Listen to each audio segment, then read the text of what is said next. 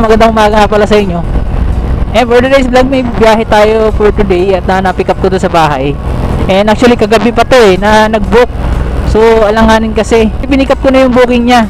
At nag-book siya ulit ngayong umaga. Ayan, buti naman at maaga siya nag-book. Kasi nung nakaraan, kagabi talaga hindi ko talaga makuha ko kasi alanganing oras na rin. Tsaka linggo pa. So ayun.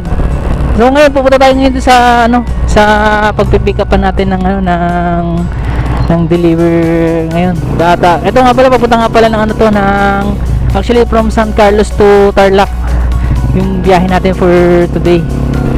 So ay mga kaligwas 14 kilometers yung pick up location range natin papunta dun sa pick up location natin 14 kilometers.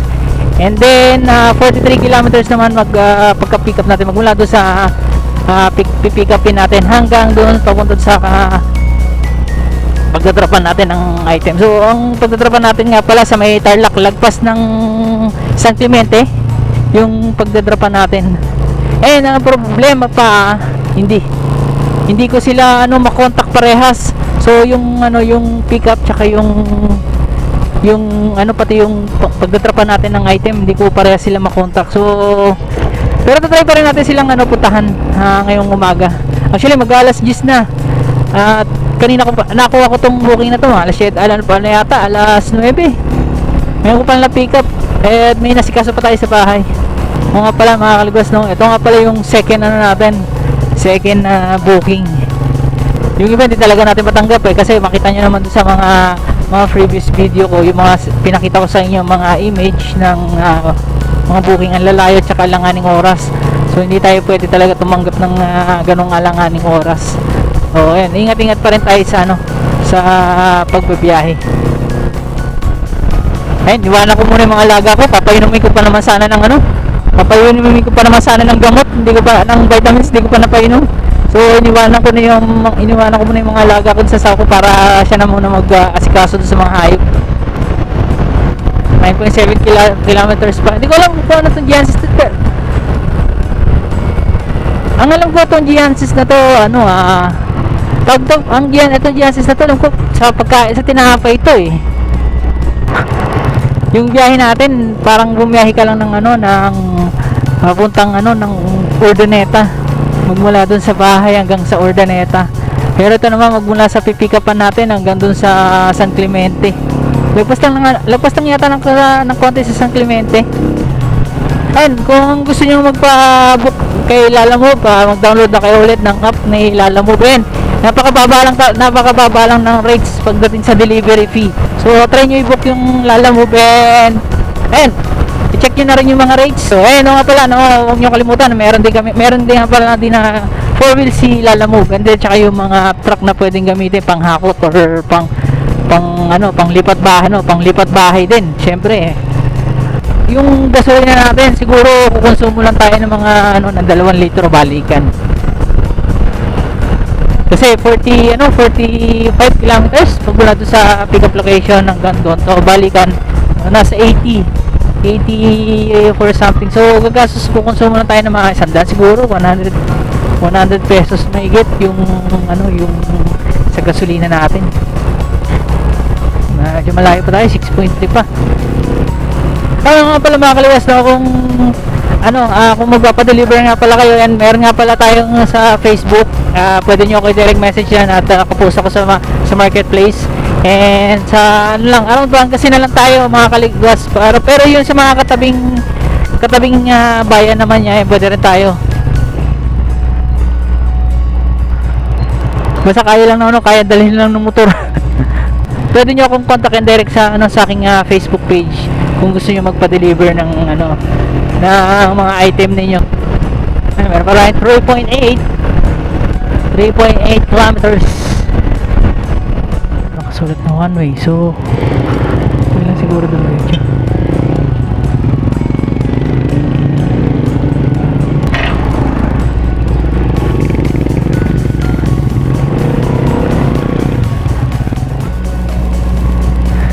yan sis nandito.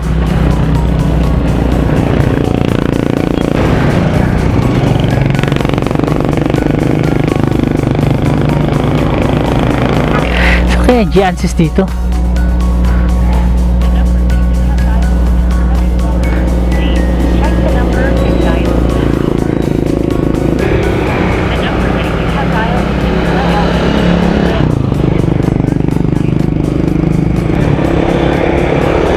Second floor dulo.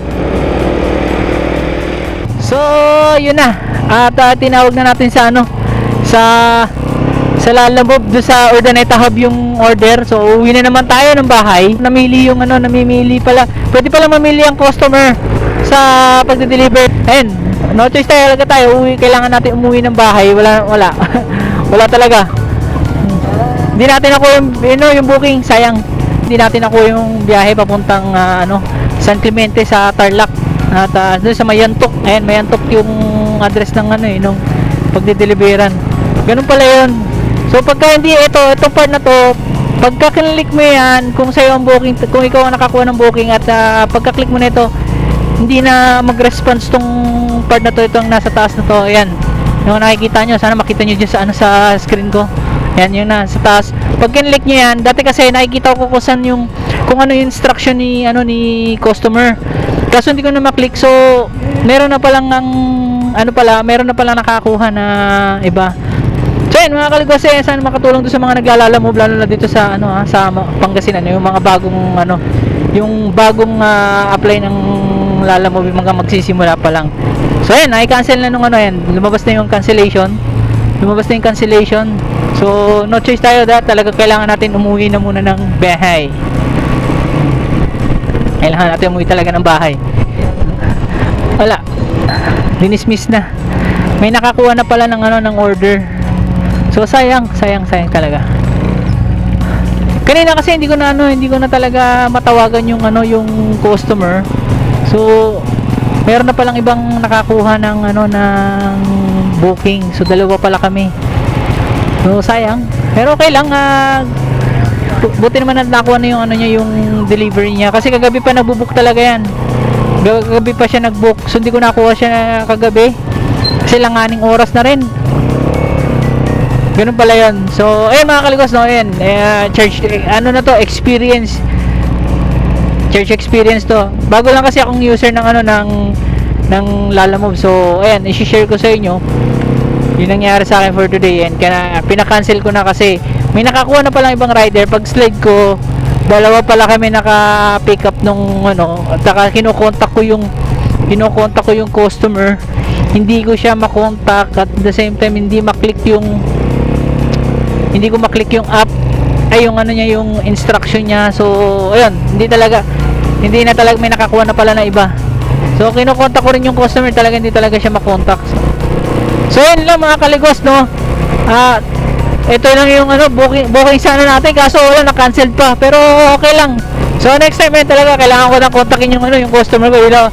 Pinipilit ko kasi siyang kontakin, talaga hindi ko talaga siya makontak. Ano pa naman siya mga kaligwas, 281 pesos yung delivery fee. So papuntangan yun, magmula dito sa Rizal Ave, dito sa San Carlos hanggang doon sa San Clemente, sa Mayantok. So ngayon, hanggang dito na lang muna yung ating video. Ayun mga kaligwas, sayang talaga, pero okay lang. Next deliver tayo ulit, next customer tayo ulit kung sakasakali. And mga pala, kung hindi ka pa nga pala nakasubscribe nga pala sa aking channel, huwag mo nang kalimutan na mag-like, mag-subscribe, and i-click yung notification bell para notified ka sa lahat ng video and vlog na i-upload dito sa aking channel. And thank you nga pala sa lahat ng mga bagong subscribers, pati dito sa mga magiging subscribers pa natin. So thank you, at thanks for watching. Thanks for pagsama kahit di natin nakuha yung booking. Thank you. See you on my next vlog. Bye bye, and God bless sa inyo lahat.